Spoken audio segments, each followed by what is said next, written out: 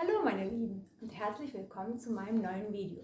Heute zeige ich euch ein sehr köstliches und einfaches Frühstücksrezept, das ihr hier eingeblendet im Video sehen könnt.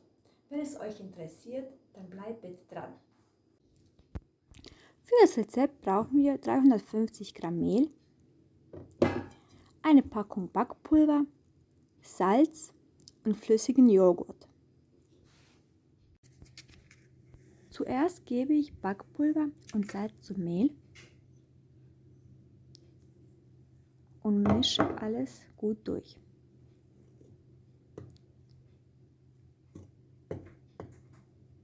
Anschließend gebe ich noch den flüssigen Joghurt dazu.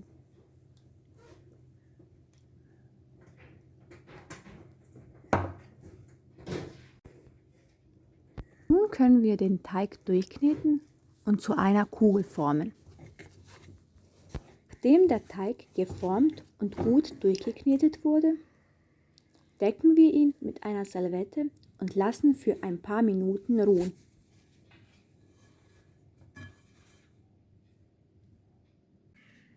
Auf die mit einem Tuch bedeckte Arbeitsfläche streue ich jetzt ein wenig Mehl.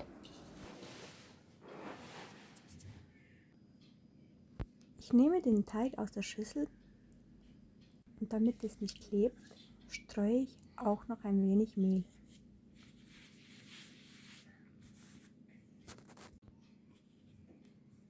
Danach rolle ich ihn auf 1 cm Dicke aus.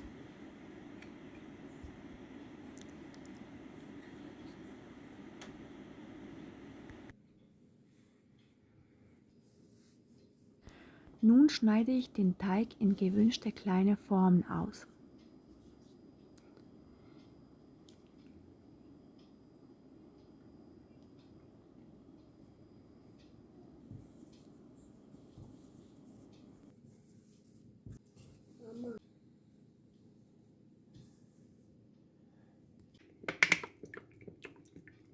Ich schütte jetzt Öl in eine vorgeheizte Pfanne und gebe die Teigbrötchen dazu.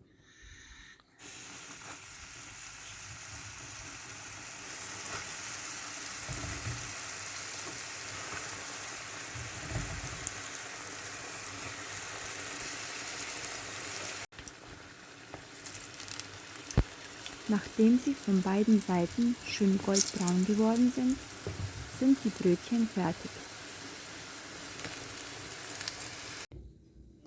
Ich hoffe sehr, dass euch mein Rezept gefallen hat und dass ihr es nachmacht.